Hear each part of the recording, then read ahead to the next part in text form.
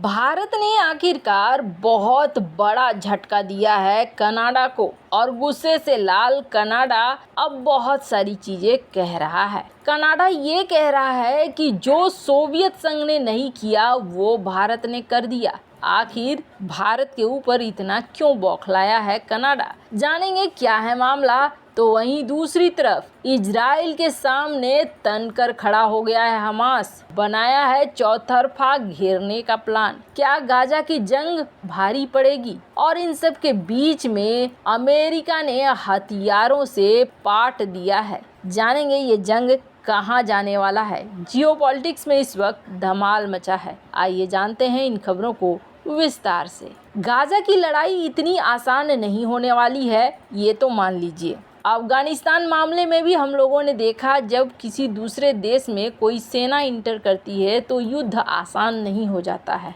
7 अक्टूबर को हमास के इजराइल पर हमले के बाद पश्चिम एशिया के हालात बदल गए हैं। इजराइल ने गाजा पट्टी पर बमबारी की और इस बमबारी के बीच में ऐसा लग रहा है कि यहाँ युद्ध शुरू होगा। हमास की कमर तोड़ने के लिए इजराइल लगातार कार्रवाई कर रहा है। दूसरी ओर हमास भी पीछे नहीं हट रहा है। हमास भी कई मोर्चों पर इजराइल को घेरने की कोशिश में लगा है। हमास की कोशिश ये है कि इजराइल विरोधी संगठनों को और देशों को इस युद्ध में शामिल कर लिया जाए। हमास अगर ऐसा करने में सफल हो जाता है तो इजराइल को ये बहुत भारी पड़ेगा।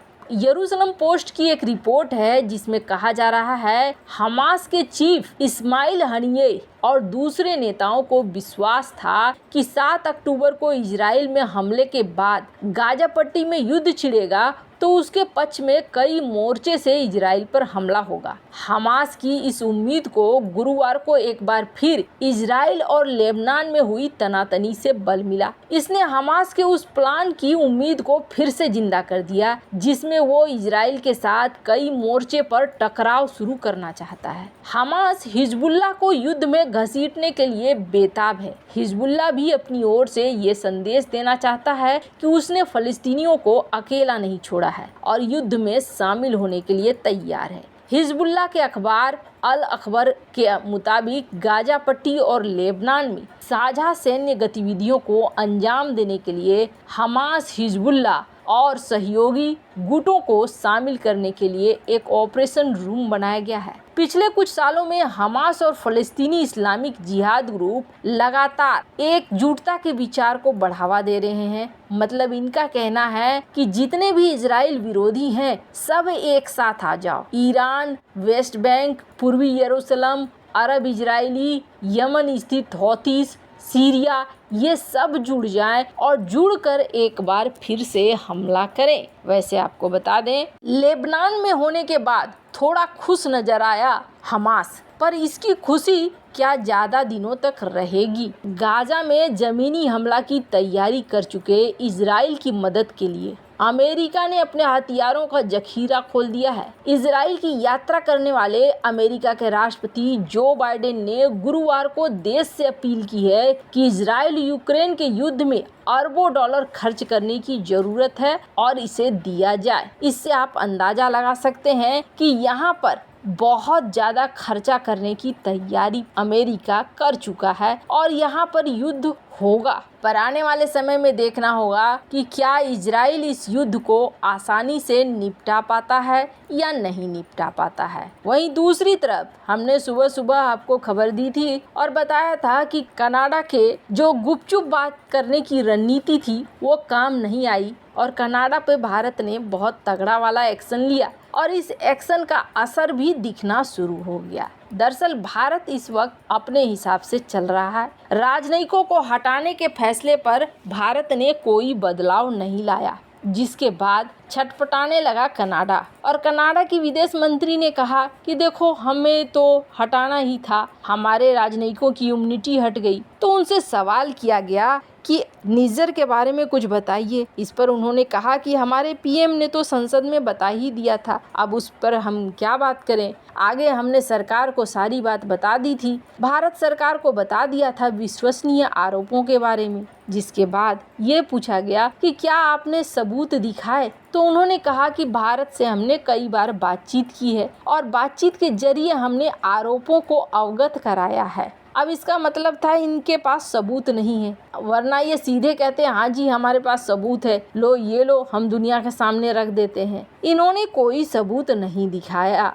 जिसके बाद भारत का एक्शन शुरू हुआ और अब 41 राजनयिकों को जैसे ही बुला लिया है, वैसे ही कनाडा की तरफ से ये कहा जा रहा है कि भारत ने वो किया है जो 40-50 सालों में कभी भी ऐसा नहीं हुआ है। कहा जा रहा है कि जो सोवियत संघ ने नहीं किया वो भारत ने कर दिया है। भारत के फैसले के बाद कनाडा बौखला गया है। एक पूर्व राजनयिक ने तो यहाँ तक कह दिया कि भारत ने वो किया है जो सोवियत संघ ने भी नहीं किया। ये 40 से 50 सालों में पहली बार हो रहा है। कनाडा में भारत के केवल 21 राजनयिक हैं, वहीं कनाडा के 62 राजनयिक भारत में हैं। ये दिल्ली स्थित उच्चायोग, मुंबई, चंडीगढ़, बेंगलुरु के महावाणिज्य दूतावास में तैनात थे। कनाडा के पीएम जस्टिन ट्रूडो के खालिस्तानी आतंकी हरदीप सिंह निज्जर की हत्या में भारतीय एजेंटों के हाथ होने का बेबुनियाद आरोप लगाने के बाद भारत ने कनाडा के खिलाफ मास्टर स्ट्रोक चला।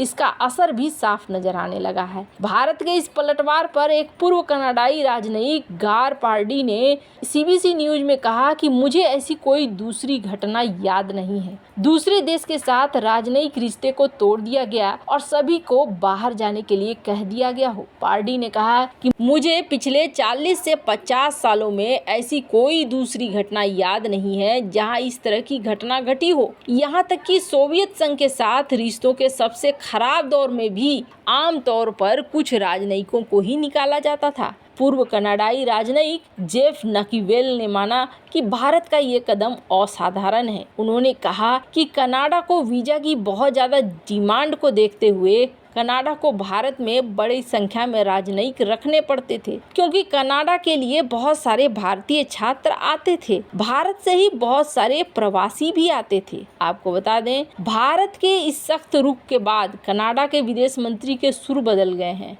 उन्होंने कहा कि कनाडा भारतीय राजनयिकों के खिलाफ कोई जवाबी कार्रवाई नहीं करने जा रहा है। उन्होंने कहा कि इससे राजनयिक खतरे में आ जाएंगे। जोली ने कहा, राजनयिक छूट हटाना अंतर्राष्ट्रीय कानून के खिलाफ है। इसी वजह से कनाडा भारतीय राजनयिकों के खिलाफ इस तरह का कोई भी कदम नहीं उठाएगा। वैसे आपको बता दें, यहाँ पर कितना बड़ा नुकसान करा गया है कनाडा, उसे शायद अभी समझ में नहीं आ रहा है, लेकिन 1 साल के अंदर उसे समझ में आना शुरू होगा। क्यों 1 साल के अंदर? तो आपको बता दें, जो रेवेन्यू है, करीब यहाँ से हर साल 1.8 लाख भारतीय कनाडा जाते थे। अब इनका अच्छा खासा रेवेन्यू भी पहुँचता था और इसका सीधे सीधे असर पड़ेगा कनाडा की अर्थव्यवस्था पर। एक अच्छी खासी कमाई होती थी और उस कमाई के जरिए को ही भारत ने बंद कर दिया है। भारत को हालांकि ये कड़ा रूप दिखाने की बेहद ज़रूरत थी, वरना आज कनाडा ने, कल किसी और ने, परसों किसी और ने इसी तरीके से भारत को अपमानित करने की कोशिश करना था। यही वजह है कि भारत ने एक झटके में समझा दिया कि अगर हमसे पंगे लोगे तो भविष्य में हम तुम पर क्या क्या कर सकते हैं, तुम्हारे सामने हमने उदाहरण रख दिया है। वैसे इन सब मामले में आपकी क्या राय है, कमेंट कर जरूर बताएं। जल्द मिलते हैं अगले वीडियो में नई खबर के साथ।